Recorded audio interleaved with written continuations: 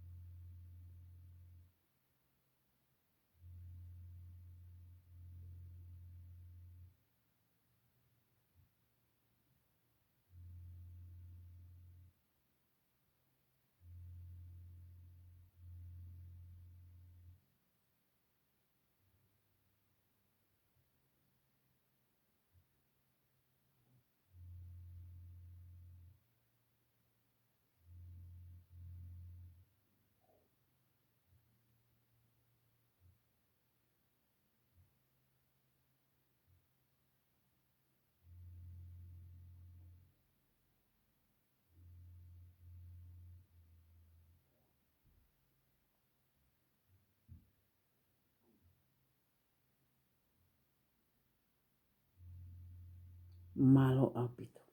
Whanau, hange koe ko oslavet ki ai.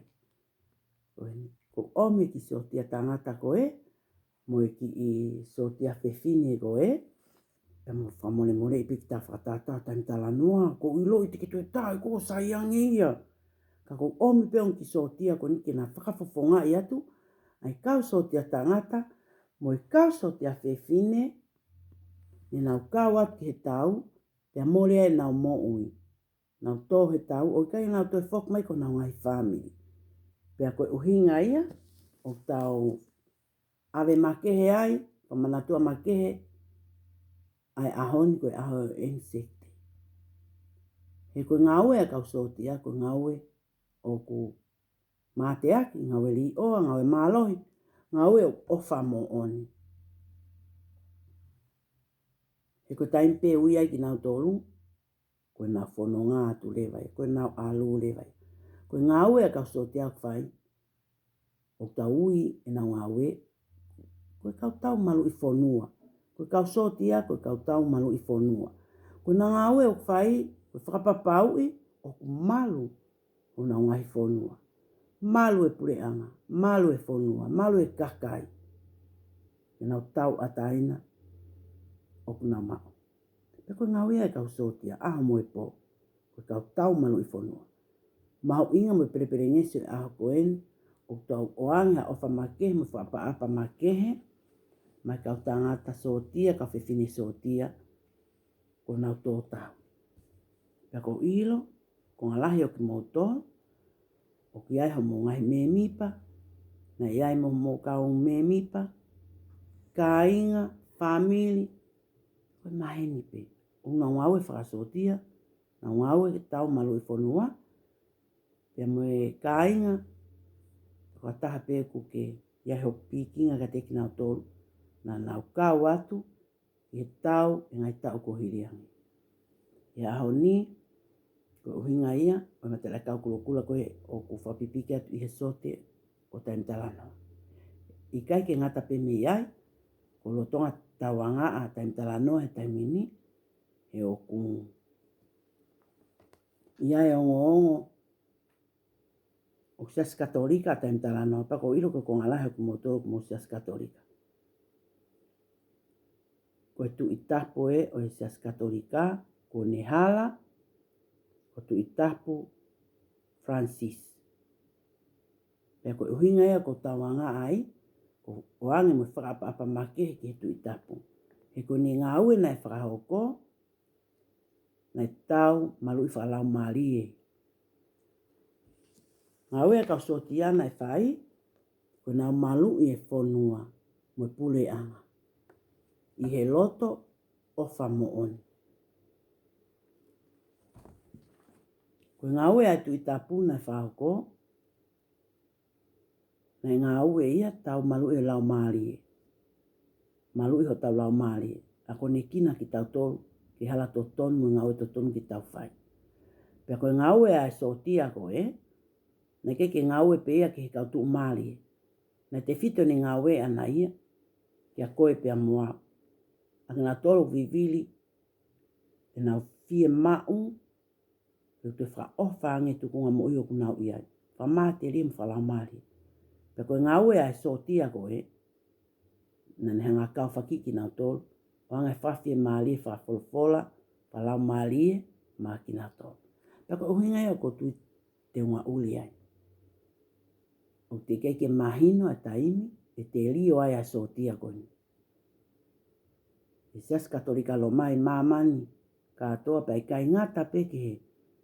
Tangata me fifini katolika ka kua o sia ki toko taha ko toa pe whamaman lahi pe mo sotia tau malu i whalau maari e koni.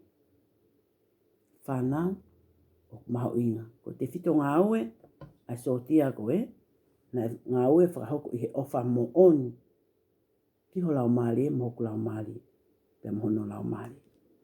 Pe ape he foki ma ka sotia malu i whanua koe ni ure anga whahoko ia he loto ofa mo oni mo ofa mo oni.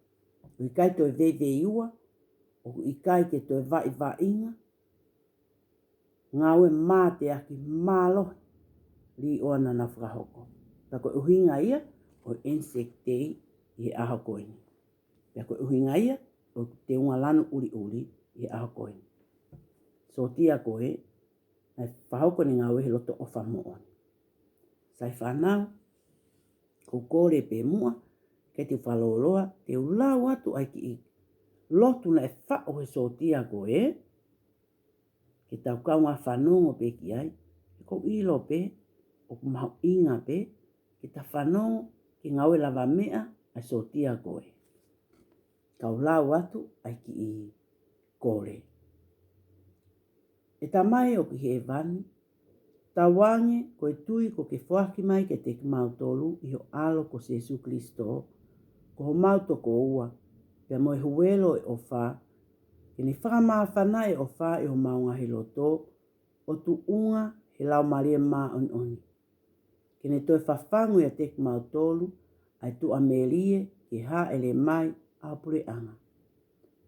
Whatawange ko ho kalasia, tene liliu ki mautolu ki hakau whata e manonga o e pulo pula e kospeli.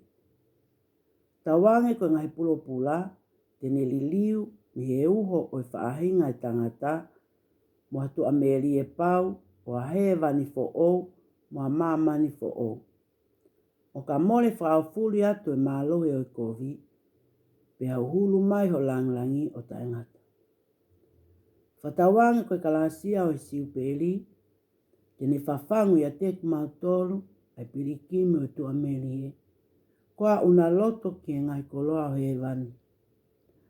Whatawange ko e kalasia tatau ko ia, e whakamafolai ai fie fia, mo e melino, a mau whakamo uiki ma man katoa. Ki a Fiona ko mau o tua, o kwhai tāpu e kina o taengata. Ai langlangi mo vikia o taengata. Amen. Ko ofa, o kulelei. Ko ofa, o kulelei. Ko ofa,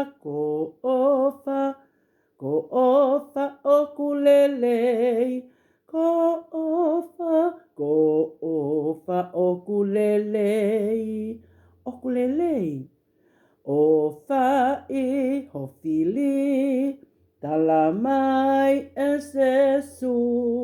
O fai ho fili, tala mai e sesu.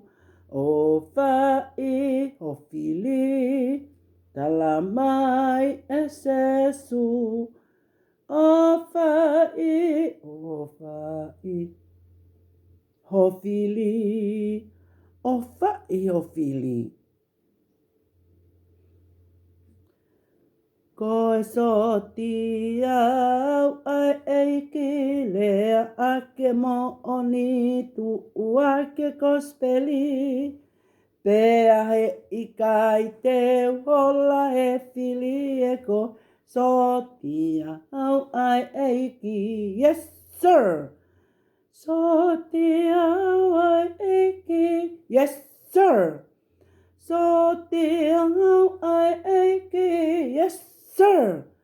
Pea e ikai te uhola e fili e ko soti au ai eiki. Yes, sir. Soti au ai eiki. Yes, sir. Soti au ai eiki. Yes, sir. Pea he ikai te uhola e fili e ko soti au ai eiki. Yes, sir. Whanau, ko maha o whalahi at ke te kumotou, o whakatau wangi, whanongo ai pe, ke tangata eiki mo whine eiki, whanongo ai pe, ka kui tangata mo kui whewhini. Ofa ma o pehe taim katoa. Ofa ko mea lele. Ofa o toko walahi, o toko wasisi, tu whewhine lahi, tu whewhine sisi. Pake ofa ke taha kotoa pe. O ko mao haloto ofa lahi at ke te kumoto mo whatawang, ke ta maho aho lele. Ka mo nofoa ofa.